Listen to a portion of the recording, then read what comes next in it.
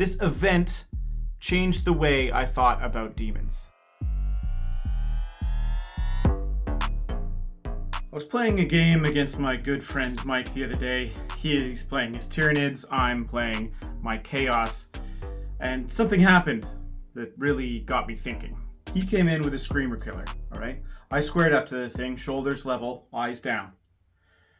It yelled at me. Hungry. It screamed real loud. I was forced to take a Battle Shock test. But guess what? I was in my Shadow of Chaos. So I had +1 to my leadership. I had a banner. So my leadership was already 6. And you know what happens when I take a Battle Shock test and I pass it? I regenerate D3 wounds or D3 battle line units. So while he's sitting over there thinking he's doing the right thing, I'm regenerating wounds, delivering a killing blow. But this got me thinking, how can I abuse this to the maximum? Not my own healing, but the effects of Shadow of Chaos being the negative modifier to my opponent's leadership. And when they fail, they take D3 mortal wounds. How can I push that to its limit? Demonic Terror and Demonic Manifestation are fantastic rules. They're really easily deployed across the battlefield as soon as you get your Shadow of Chaos. And Shadow of Chaos is fairly easy to get. Sometimes you have to overcommit, but it can almost always be worth it if you're forcing Battle Shock tests on your opponent and messing up their ability to score objectives. I'm thinking to myself, how can I force my opponent to take Battle Shock tests and ensure that they fail and make that happen in my Shadow of Chaos so they suffer D3 mortal wounds? So let's go through the most effective and devastating ways to force Battle Shock tests on your opponent. Let's start off with the Changecaster. The Changecaster's Storm of Mutating Sorcery only affects enemy infantry, but it'll force a Battle Shock test nonetheless. This can be a great way for this unit to add a little bit more damage on an already pretty decent shooting attack. The Poxbringer, however, does a completely different thing. Poxbringer's Feculent Despair causes enemy units within 6 inches of this model to subtract 1 from their Battle Shock tests.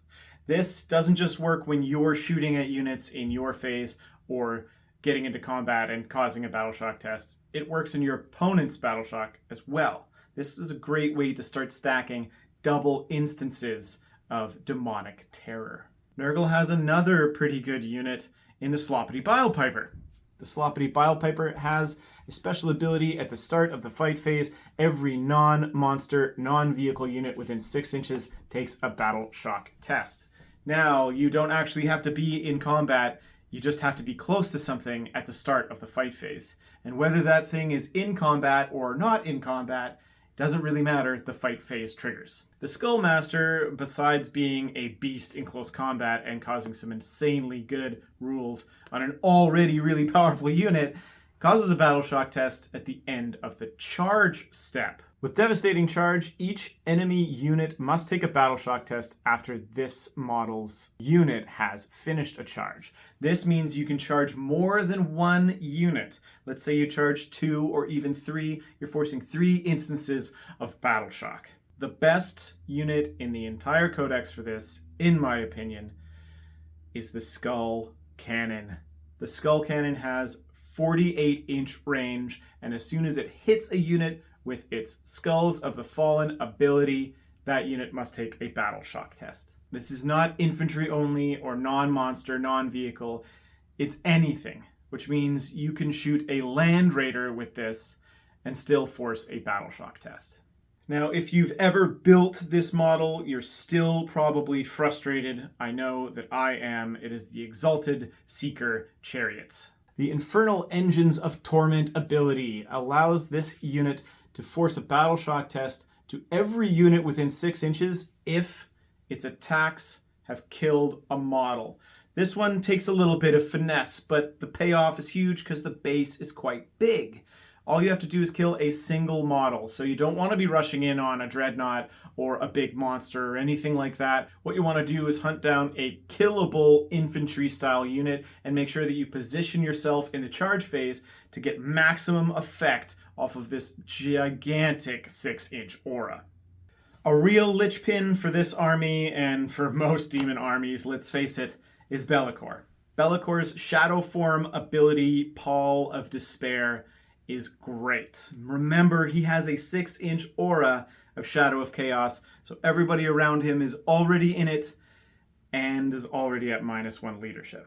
Pall of Despair is a 6-inch aura, and in the Battle Shock step of your opponent's phase, every enemy unit within 6 inches that has lost any models or has taken any wounds, if it is a single model all by itself, they must take a test instead of the typical unit below half strength style Battle Shock test. This is an unbelievable way to sneak in even more Battle Shock. The thing about all these units is that they're already really effective. The ability to affect your opponent's leadership and force D3 mortal wounds when they fail their leadership is amazing. Forcing a Battle Shock test is just an additional bonus to playing them already, so you don't really have a lot to lose in just testing it out.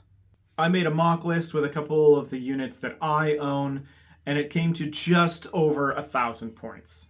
This kind of blew my mind, considering I still had 1,000 points to play with and really boost up and shore up the other parts of the army.